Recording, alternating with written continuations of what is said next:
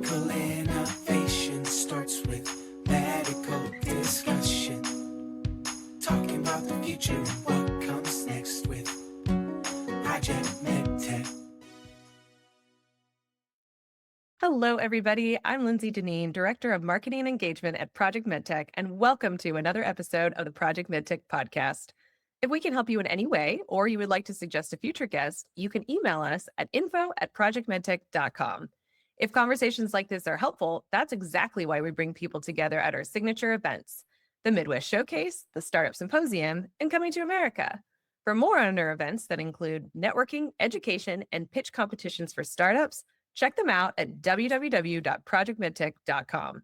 We even have sponsorship options if your company is also dedicated to accelerating medical technology to impact patient lives. So reach out today to get involved. The Project Medtech podcast is proudly sponsored by Ward Law. Ward Law Office, LLC is a boutique law firm specializing in the practice of patent and trademark law.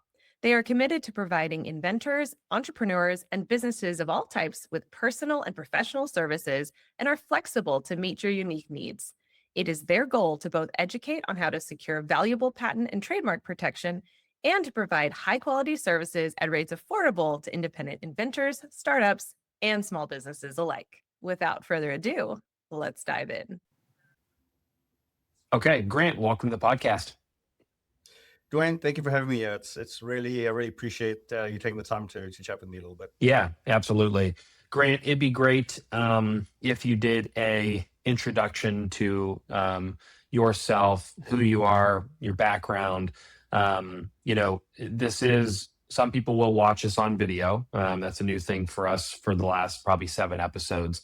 But people still are on the audio podcast. And I have a feeling that it may confuse them a little bit as they listen to you because you are at the University of Michigan right now. And behind you, I could see the Ross School of Michigan flag there, which is pretty cool. We're going to be there literally in 2 weeks for our Midwest Showcase, which is in Detroit this year, which is just a short drive from Ann Arbor, Michigan. But yeah, give the listeners an intro to who you are, where you're from, what you do at the University of Michigan, and your new startup company.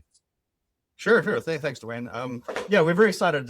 Firstly for the Medtech Showcase next 2 weeks time, 2 weeks from here, and we'll be doing a pitch for our company over there too. So we're gearing up for that, and it's very exciting. So yeah. So where can I start? It's been a winding path, I can say. So I was born in South Africa. Okay. A quarter of a century ago. And it feels like it is a long time. It feels like a long time. It is a long time. I did my undergrad studies there in electrical engineering. So I figured I wanted to be, so I did a lot of computer programming in high school. I was super at computers and everything. And but by the time I got to college, it just felt like I wanted to do something more tangible with my hands, like something physical that in those days, computer coding was all sort of local, and it was just, it's very virtual, so to speak. So I did electrical engineering, and then kind of stayed on. I worked in the research labs at the university. This was Nelson Mandela University. That's their current name right now. I'm in a little town called Port Elizabeth, which has recently been also renamed Quebec with a click. So I'm not very good at this. There's many clicks you can use, and this, so I probably messed up the click, but there's a click in there. Yeah. So, Yeah. Hey, and real quick, while you're on the South Africa piece, they have strong engineering programs, correct, at the universities? I think we talked about this our first time we chatted, and I had told you that when we first started the podcast, South Africa had made up like 5% of our listening base. It's gone down since then because our viewership has grown. But I had come to find out that it was like this engineering school with all these biomedical engineer students listening to the podcast. And I just wasn't aware, but it sounds like South Africa is a really strong engineering program.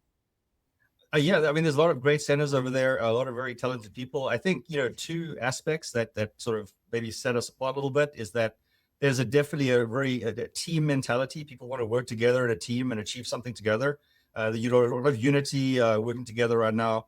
And the second thing is, I think South Africans in a way pride themselves on being able to figure out a problem and get it done. They will drive that process forward, find a solution, and move forward with it. And those are both great things for engineering. So yeah, I mean, I think it's good. Definitely a lot of opportunity, a lot of talent there. That's awesome. So you finished your schooling there.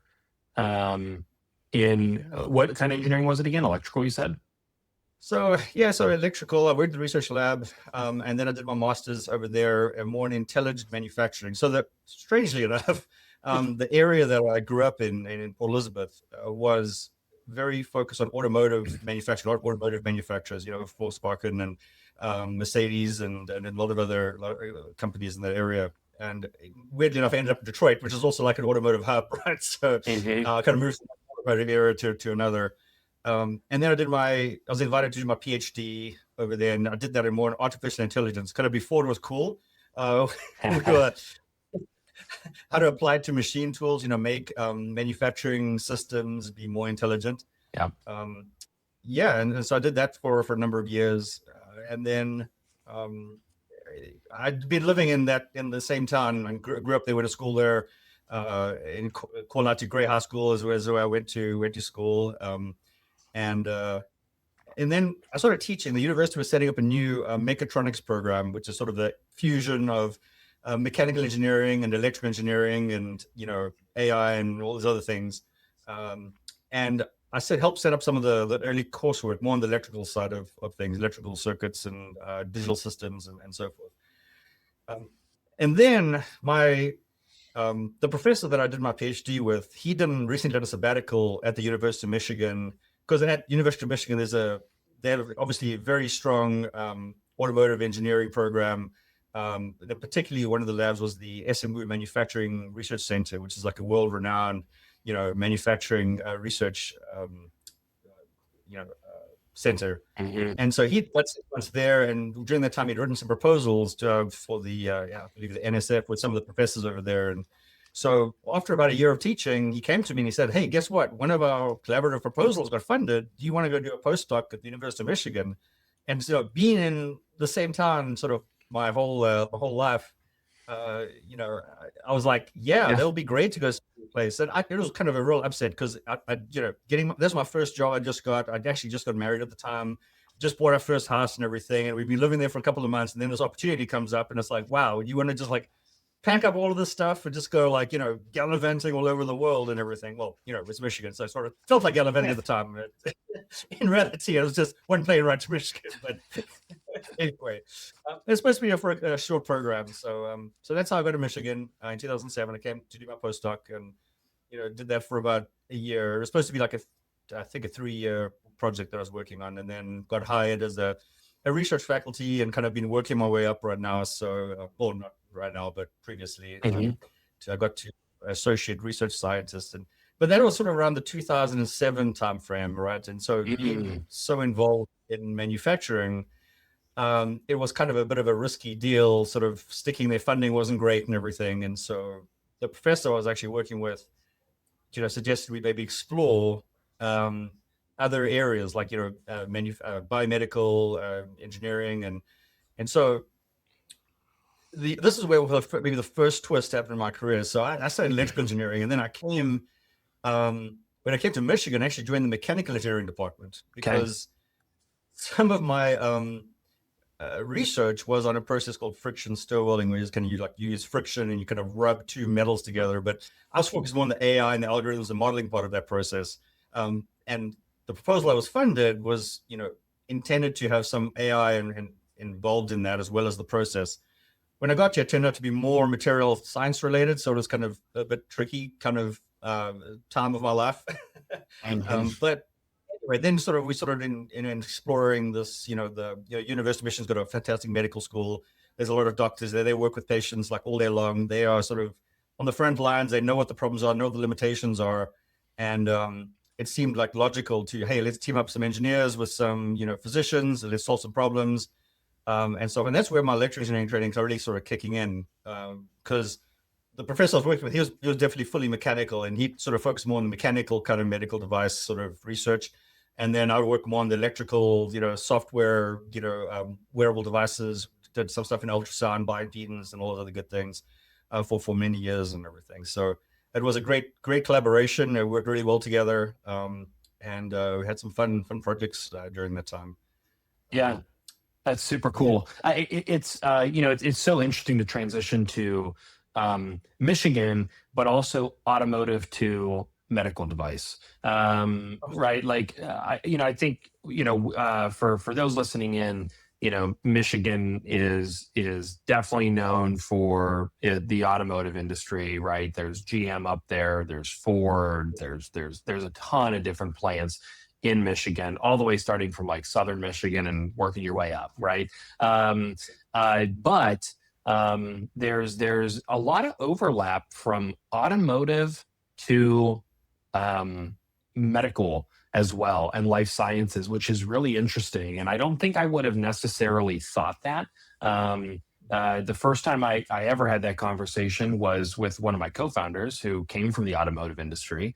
And, as I explained to him different medical device things, he was always constantly relating it back to the automotive space. And then, you started to realize like, there's not like so much of a difference there. And then you look at Michigan now, and they've had so much success in the life science space, especially in medtech, where they're building physical products.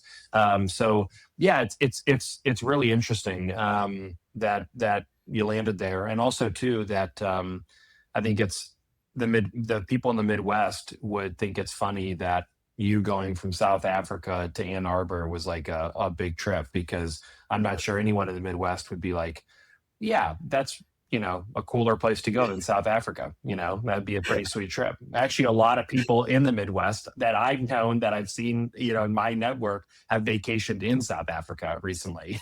So the thing that sold it for me was the fact that, they said there's different seasons here, and you have like, fall, and there's leaves, and then there's winter, and there's snow, and it's like all of these all foreign concepts, right? We have in South Africa, we have like, everything's flipped around, right? So like in December, it's like the middle of summer, basically. Right. So if you put up a Christmas tree, we took like cotton wool and like kind of threw it in Christmas.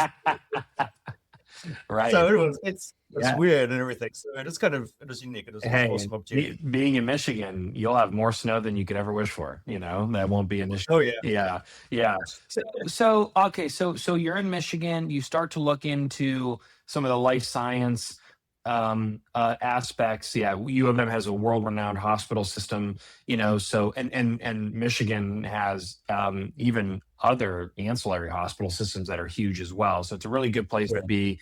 But tell me a little bit more about what transpired next. And I think, did you find two companies, correct? I know you the current one that you'll be pitching at the Midwest Showcase, but was there another one as well?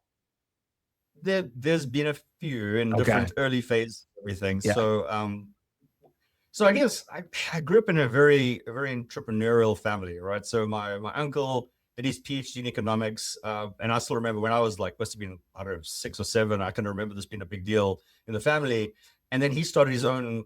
He used to work at Volkswagen in South Africa, and then he left there and started his consulting business after he got his PhD. Actually, he started a software company first, which was quite successful, and then he did consulting on the side and everything. So that's sort of my grandfather. He ran his own business. He did suits, Jessel clothing, like men's suits. And he ran that. And then after that, he still did accounting from home for various companies. And then my mom was an artist. She used to do picture framing, arts and crafts, paint beautiful watercolor paintings and everything and sell them.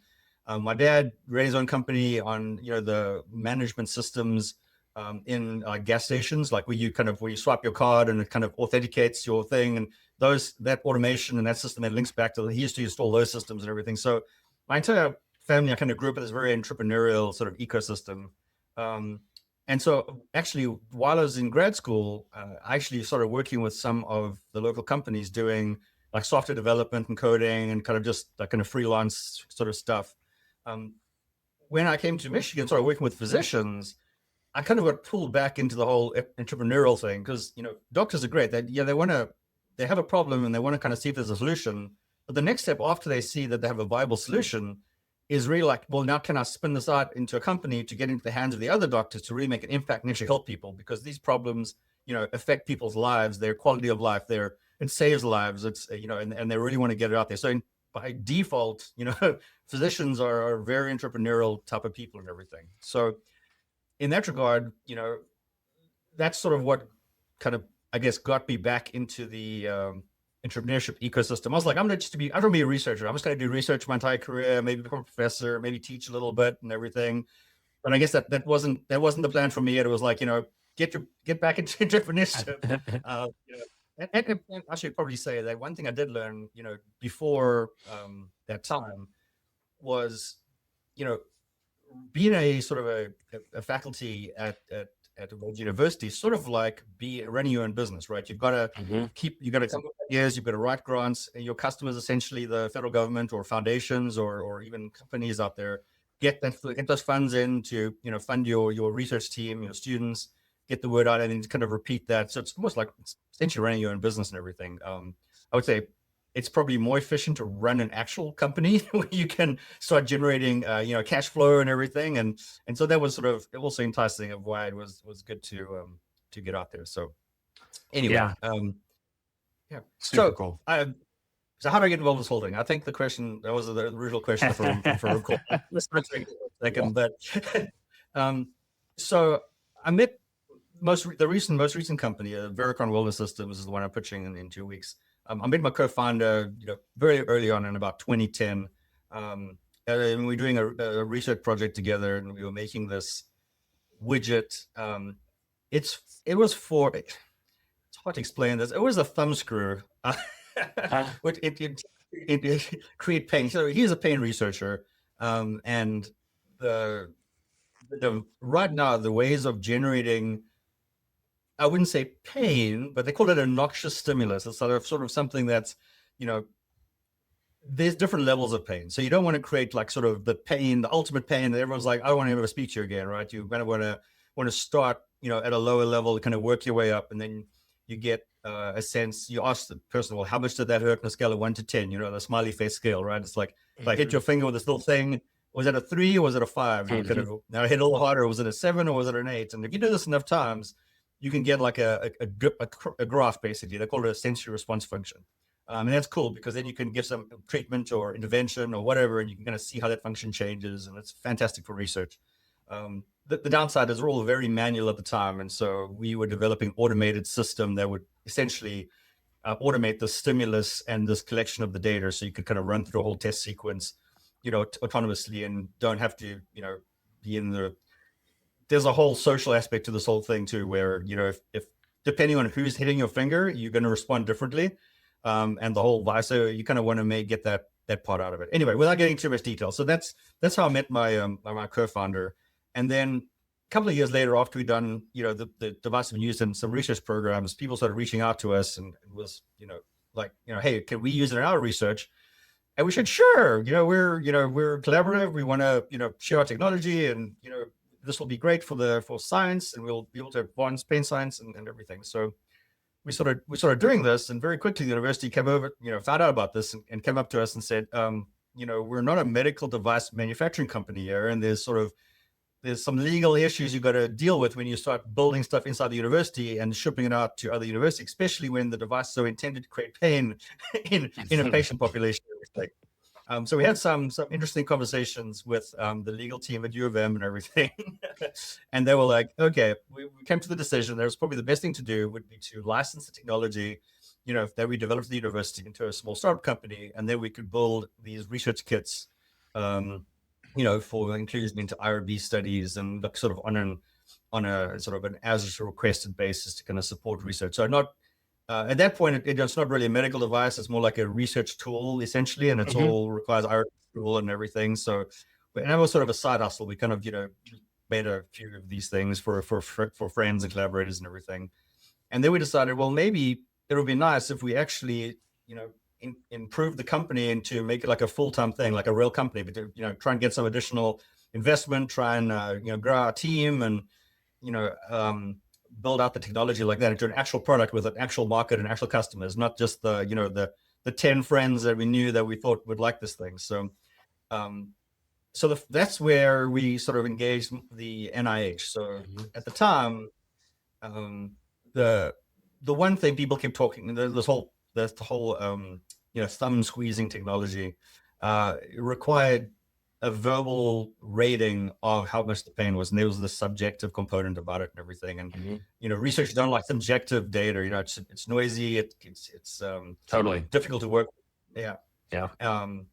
And so we had this thing where we were measuring the various physiologic factors like your heart rate, breathing, respiration, skin temperature, and things like that, to see if we could replace that verbal response with something more quantitative, essentially. And so that was a small project we got funded, but it allowed us to get into this I-Corps customer discovery program at the NIH. It was a new program that they had initiated for essentially trying to research out of the lab. So, again, many times these big universities, you get professors running labs, and they develop some great research and great science and everything, and they refine it over many years, and it ends up kind of stuck in this lab, and it's really ready to kind of get out there and make an impact in the world, but it never really gets out there. So the NIH was like, okay, the way we're going to do this is we're going to have, we're going to develop this program so that, startup companies can go out there and see who needs this thing, what problems does it solve, and how do we,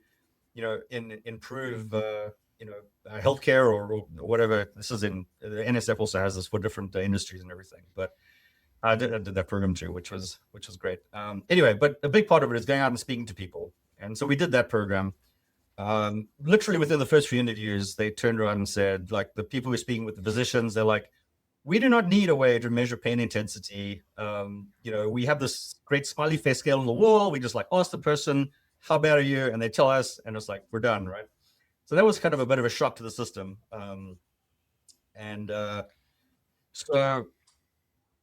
But then we continued interviewing. We ended up doing about 120 interviews and everything. And eventually we started hearing a theme, right? That there was this need for some more objective assessment of patient function and everything. And essentially what they literally said to us was, activity monitors give us this information already in various formats, but it's not really, it can't really be integrated into our clinical workflow and everything. Some doctors have tried. It's way too burdensome to actually integrate this into our clinical practice. So anyway, we took all this information and we put it into a research grant, and it was the weirdest research grant I had ever written in my life, because it was to me, it felt like there was so little science or innovation. It was like, hey, we're going to make this widget that people told us that they wanted, and this is the impact it's going to have. And we submitted it, and I didn't, I really didn't think it was going to get funded, because the other stuff I'd submitted was way more technical, and there was cool graphs and 3D models and all that other stuff involved and everything. But it got funded, and it was like, yeah, we agree there's a need for this thing, and that was amazing. Wow. Yeah. It's I want you to keep going on this, but there's a couple things you just kind of talked about throughout this that are just super interesting. One thing you said a while back that I wrote down, which was, and you can hear it in the lessons you've learned as well. I think that is some of the things we try to stress upon to academic founders is your tech is better than you think, and it's ready to be spun out much sooner than you think. Because I think that, and I did my master's in medicinal chemistry, and so I was in that environment. I understand the pressure of having this perfect technical, like you just said in the grant piece, you're like, well, this was a way better technical representation. And then it's like, but you submitted this and it got funded, and that is a big lesson. And it's also something I try to, when we try to talk to academic founders about, is which if you let it sit, people will never get it. They'll never get to use it, right? It might serve the people you're working with right now, but if you let perfection get in the way of good, you won't do it, because no matter how perfect this product comes out of the university, when it gets in the real world, people are going to break it. Like, it's just going to happen, and I think people underestimate too, like, how long it takes for product adoption. And I'm sure I've never looked at the data, but I mean, just think about even the behemoths that we think of now: Netflix, Amazon, Google, Apple, like these massive behemoth companies. They didn't roll out a product and overnight become successful. I mean, Netflix used to literally sell DVDs at a grocery store, right? Like, that was their business model, and now they're one of the top 7, biggest companies. And so it's like, you got to get the product out in the market, let people use it, because it's going to take much longer. For early adopters will take it right away, but laggers, it's going to take time. And you got to get that kind of flow out there. So you highlighted so many great things within there that I think I wanted to call attention to. So anyway, anything to add there, or do you want to keep going from you get the grant, it gets funded? Yeah, no. I just wanted to mention that you see that before. As a scientist, you kind of want to have the best thing that you think is going to be the best widget out there to do the job and everything. But when the person who's going to be using it tries it out, they are like, yeah, this is great, but we don't actually need the best thing. We need to be more usable. It's like a trade-off between the ability to implement it to solve the problem and the sort of, I guess, the beauty of the innovation, so to speak, right? It can be the most beautifully innovative, technically advanced thing, but the people only need, 3/4 of that to be able to solve their problem and everything. Right. And there's other things that might be more important, like, I don't know, like we need something that you can hold in your hand more comfortably, or we need something, we need them to be able to be delivered, on demand, which is something that you don't even think about usually when you develop the actual widget and the device and everything. So there's a lot of definitely working with the people who are, need this thing is critical. Well, and Grant, to expand, on the life science piece of this, like you just hit on voice of customer, which is such a great topic here. When you are working on a product, oftentimes you may think the voice of customer, especially in life sciences, is like the clinician who's using the product, right? But you need to think about, okay, how does it get stocked on the shelf in the hospital? How does purchasing purchase this thing? How quickly does it take to ship it once they need it? Do they need to buy 10 things at a time? And then, how do you make sure that it shows up in the workflow of the clinician who's going to take it off the shelf and use it? Or is it out of the way for them to get to? Like, the voice of customer is not just the clinician. There's like 10 other voices of customer in that hospital system, or in life, in life sciences in general, that you have to think about. And so I love that you brought that up as well. Yeah. Sure. So let's continue from you get the grant that you didn't think you were going to get, and it gets funded. I just accepted a job at the NIH. I thought, I'm going to go be a program officer. I applied, I actually got accepted the thing. And I was like literally starting the following week when I got the notice of award. And I'm like, and this was weird enough, it was the same group that was hiring me was the one who sent me the notice of award. And I went to them and said, do you know what you just did, guys? You just funded this application and now I'm working for you guys. Yeah. How does this work? And they said, well, you got to pick one. You can't work on the project and work for us at the same time. It's whoa. Yeah. Right. So I had to make a choice. Do I go with I hesitate to say this in this day and age, but it was the secure government, job versus the taking a risk on sort of my innovation and what I've been working on, for my passion project for the last couple of years and everything. So, but I ultimately said to them, like, guys, I'm really sorry that I'm going to have to take a bet on myself and see where this goes. Not many people have the opportunity, to get a multi-year grant to try and commercialize some technology they feel very passionate about,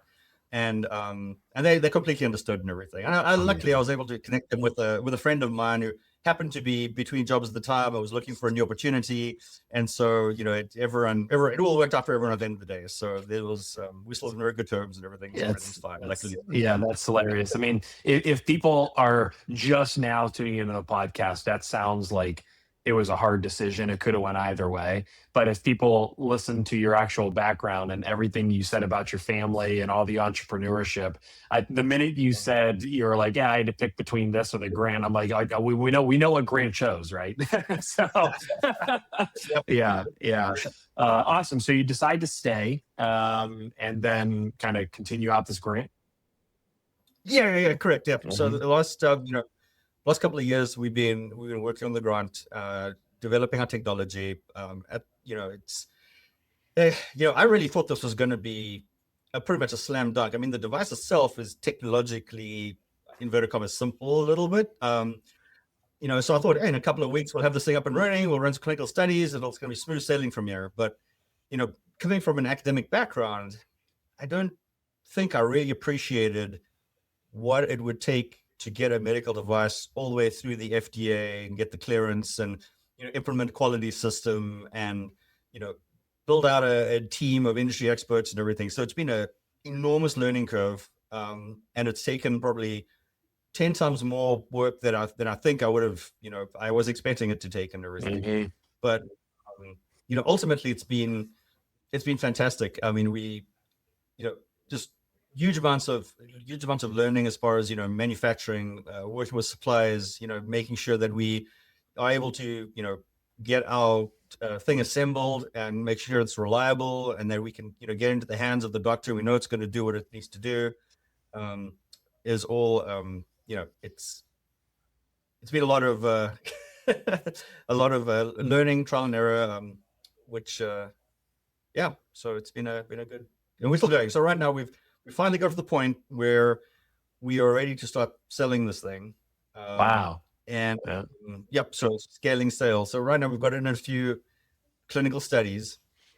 I don't think I mentioned what we actually do. No, yeah, that's so we got to the point where you get this grant, you spun out the company now. Yeah, what is the product?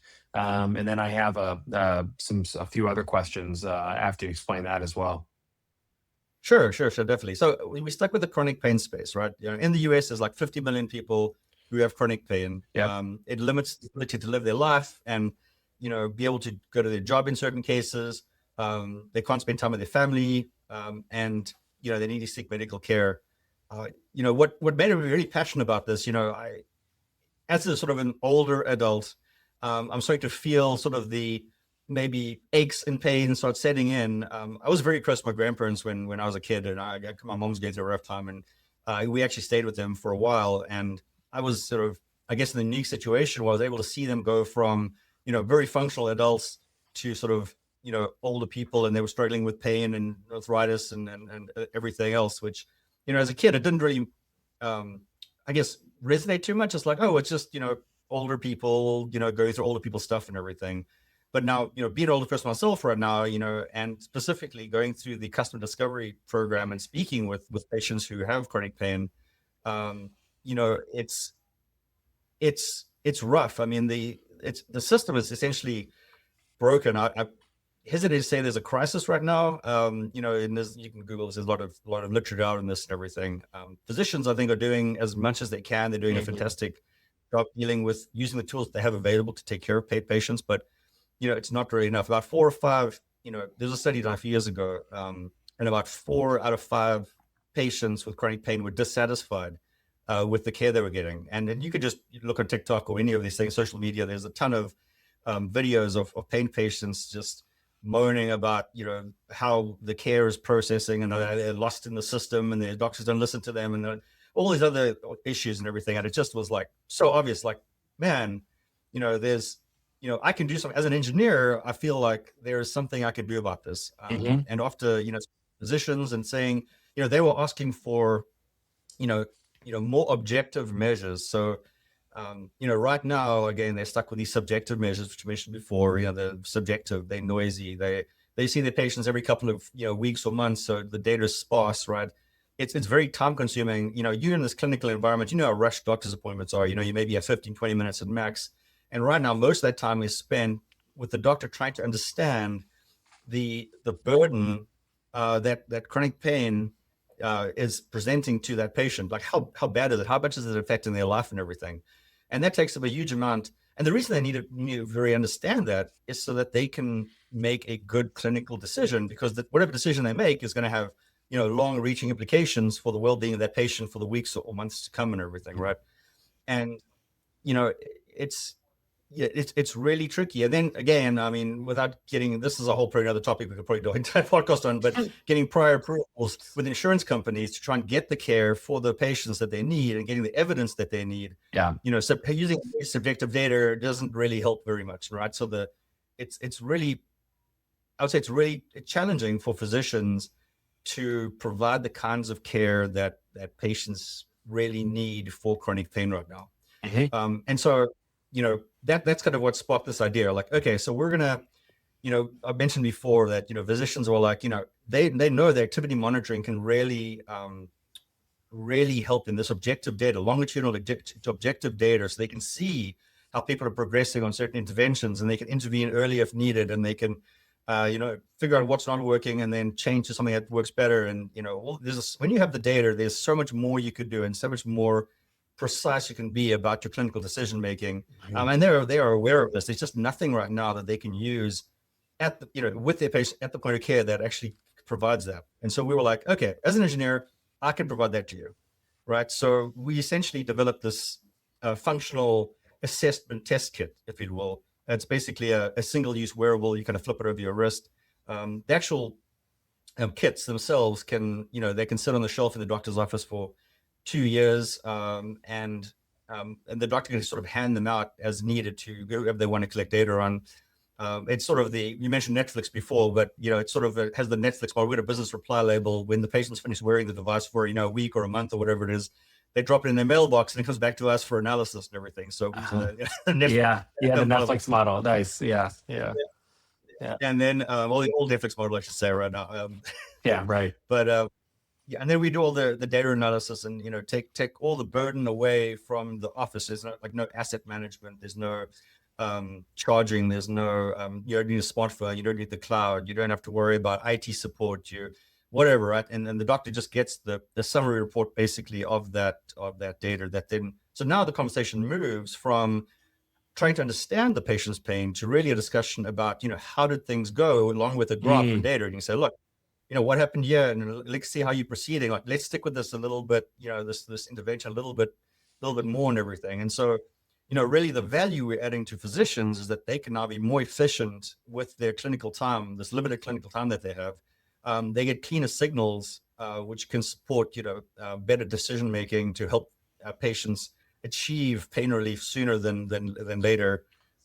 You can obviously, now that you have data, you get objective evidence to support your prior approval process, which will lead to, we hope, when we're partnering with physicians right now. So if anyone's out there and they want to help us with any of the stuff, we're open to working with people. But we want to see if this can actually increase patient satisfaction. That's our goal. Yeah. And then help obviously the physicians be more competitive and provide a different, an enhanced level of care compared to what they're doing now. So we can actually move the needle in chronic pain care essentially. And so that's really what we're trying to do as we launch this. Pretty lofty objective, but I think the goal is to improve making impact to society. Isn't it always what I want to do? I mean, a lot of engineers want to do that, right? That's why people become engineers, right? They want to improve, help people. They want to, make a positive impact on society. They want to, and I just feel like right now we're lucky enough to be in a position with the team and we can, on the threshold to be able to do this. So look, I totally agree with the bringing technology out there to improve the lives of others. I mean, it's literally, that was the easiest thing we ever wrote at Project Medtech, which was our mission, which is accelerating medical technology to improve patient lives. Like, if you could do that every day, it makes it pretty easy to go about your day and be excited about work when you think of it in that lens. You brought up a few things too.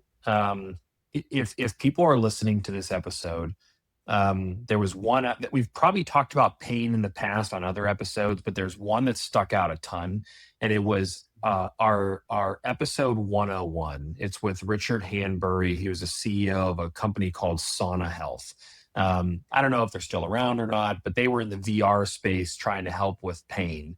And one of the things I can remember distinctly talking about there, and that has come up with a number of our other clients who want to make claims around reduced pain. We've worked with some companies that, they have a new procedure and it's better, but it also reduces pain for the patient.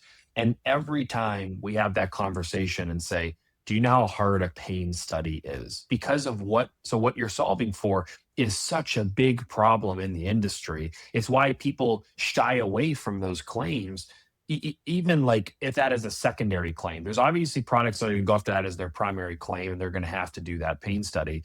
But if it's a secondary claim, like our general recommendation is like, hey, don't touch that, because it's such a hard clinical study to run. And so the fact that you can help solve for some of that is such a big piece to this.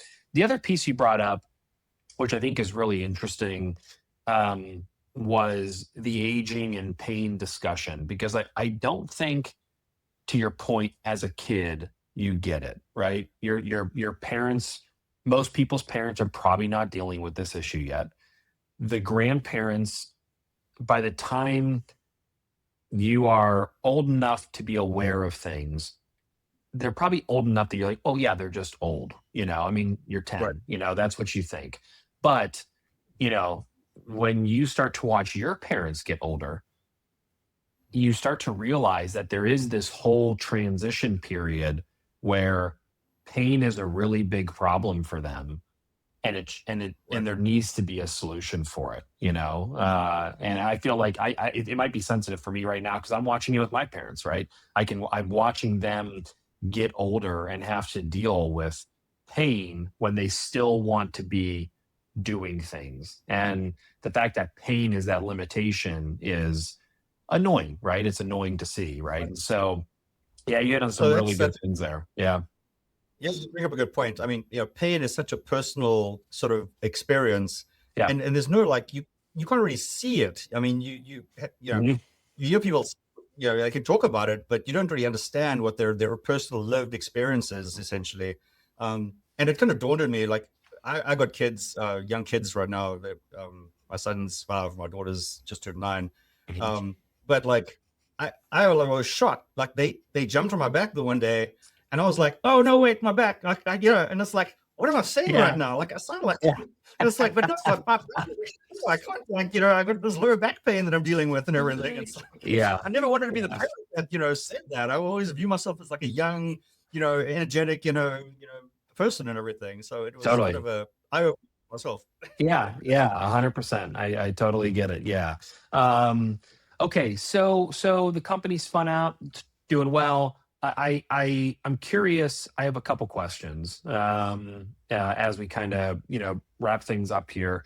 The first one I'll say is, how beneficial has being in the University of Michigan, but also the broader Michigan ecosystem been for you in this innovation cycle? We know the team really well at U of M Innovation. We know John Siemens at the Biomedical Innovation Fund. If people are in the medtech space, they know that there's been 2 really solid exits in the U of M spin-out ecosystem. Obviously, Histosonics made a big splash last year, but Amplitude Vascular just had one. And so, there's obviously a lot of momentum going there. And so clearly people are doing things right. I mean, has that kind of been your experience where it's been a nice ecosystem to innovate, supportive? You have people pushing you to do it, but also the support system to help you? I mean, yes. I mean, they've been incredibly, supportive and engaging. There are so many opportunities. It's almost like a case of there's so much. It's like drinking from a fire hose. There's so much available. It's almost difficult sometimes to know, what to go after and what to do. I'm actually involved with another startup company right now in the Accelerate Blue Foundry program that they've recently launched and everything. So. Okay. That's been a whole other experience. And a lot of the mentors I've worked with on, Veracron Wellness Systems are the same people. So, you develop those relationships and everyone knows each other. I should do a shout out to, beyond the University of Michigan. I work closely with Spark, and they've been absolutely supportive and amazing. I'm connected with the folks at the ABDC, and through not only through there's various programs that will do matching funds for grants and everything through their SBDC and that, but they've just been a fantastic group of people to work with. I think the biggest problem, if there is such a thing, is just knowing there's so much available and knowing what to go after and when to go after it is probably the biggest challenge. But if you engage in the network and you attend the events, I think there's a lot of knowledge, a lot of support there. Everyone seems to want to help each other be successful, and so it's been a fantastic experience. So yeah, definitely, that's awesome. Okay, one piece of advice or something that you've learned along the way for other academic founders in the space. Yeah. Well, there's a lot of lessons along the way. So, back when I was an academic, I think, people used to say it's all about the team and everything. And I was like, yeah, okay, fine. I've got some grad students, I'll get some stuff done and everything. And when you have a startup company, I think, it is definitely about the team. It's like, there's no way that an academic founder knows the industry, there's a whole different language and different way things work, in the medical device industry beyond academia and everything, right? There's way things are done. There's a process in place and everything.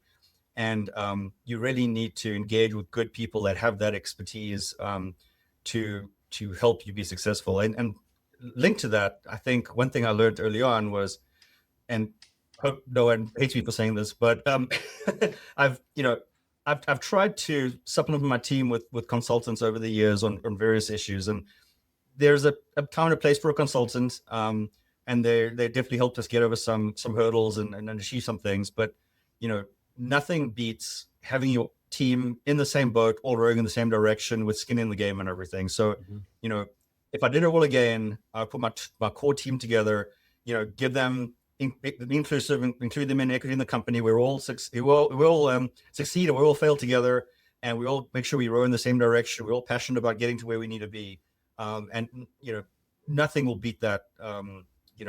So I think that was my biggest lesson. It's something I always take away. It's all about the community and the people that you're working with. They're not your employees; they're literally your family. Yeah, I love it. I love it. Well, Grant, it was great having you on the podcast. We'll include a link to your LinkedIn, the website here. I think this may get released prior to the Midwest Showcase. So if you're listening and you're attending the Midwest Showcase, you can check Grant's pitch out at the Midwest Showcase. If you are listening and thinking, boy, I should be at the Midwest Showcase, by the time this is released, it's probably too late. I think we may have sold out last night, but you could join a wait list. So if you're listening, you should be there. Go check it out. Maybe there's a few tickets left. But Grant, thanks for hopping on today. Hang on for 1 minute. We'll chat offline, but thanks again for doing this. Oh, Duane, thank you so much. This has been a great experience, and look forward to the showcase. Yeah. Hi, I'm Freddie Coffey, Director of Marketing at Jumpstart. The Project Medtech podcast is proudly sponsored by Jumpstart Inc. Jumpstart's Trailblazer Accelerator helps Ohio's most innovative early-stage health tech startups fast-track their growth with tailored advising from serial entrepreneurs, non-dilutive funding to fuel their journey, and unrivaled access to a network of experts, resources, and investment opportunities. Whether it's improving patient outcomes, advancing digital health, or reimagining care delivery, Jumpstart provides the high-impact services and critical resources to bring big ideas to life. Learn more at jumpstartinc.org/startups. Thank you for listening. At our core, we at Project Medtech are networkers, educators, and consultants. We meet you where you are to bring value and to create impact. We care deeply about helping medtech companies succeed right from the start, through to exit, by providing consulting and fractional services, hosting impactful industry events, and of course, sharing incredible guest insights like the ones you heard today through our podcast. Please reach out at any time if we can be of assistance. Check out our website at www.projectmedtech.com or email us at info@projectmedtech.com.